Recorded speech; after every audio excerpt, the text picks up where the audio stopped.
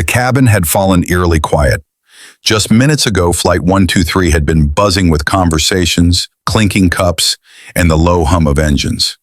Then, an explosive bang. The sound had ripped through the fuselage like thunder. The oxygen masks dropped. Screams filled the air. The lights flickered. Captain Masami Takahama gripped the controls tightly, knuckles white, eyes locked on the instruments. He didn't need to look back. He knew. The rear pressure bulkhead had failed. The tail was gone. Controls were sluggish, almost unresponsive. The plane was no longer flying. It was gliding, wounded, dying slowly. In the cabin, flight attendants moved through the aisles, masks dangling, trying to comfort passengers they couldn't save. The air was thin. People gasped through the masks, eyes wide with panic. Children cried. An old man quietly scribbled a note to his wife on the back of an in-flight magazine. He folded it neatly and tucked it into his coat pocket. A young mother clutched her daughter. "It's okay," she whispered, voice trembling. "Just a little bump." But she knew it was more. The aircraft rocked violently. Through the windows, the mountains of Gunma Prefecture loomed closer. In the cockpit, the crew fought against the odds. They had no rudder control, no hydraulics.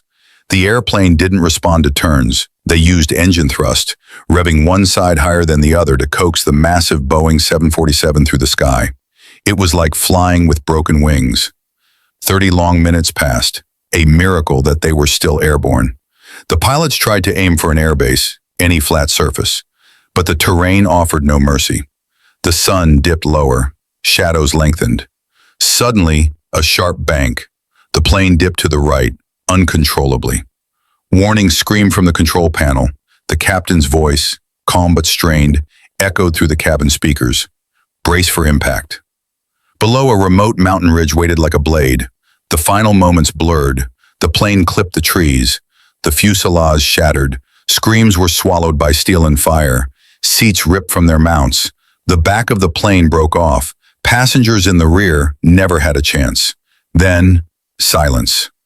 Smoke curled into the twilight sky. The forest was still.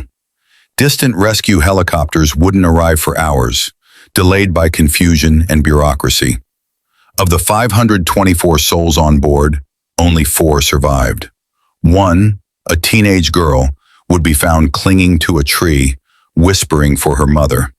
Another survivor, a woman, had been shielded by a pile of twisted seats.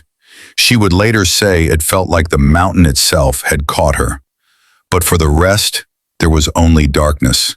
Letters never read, words never spoken, moments never lived.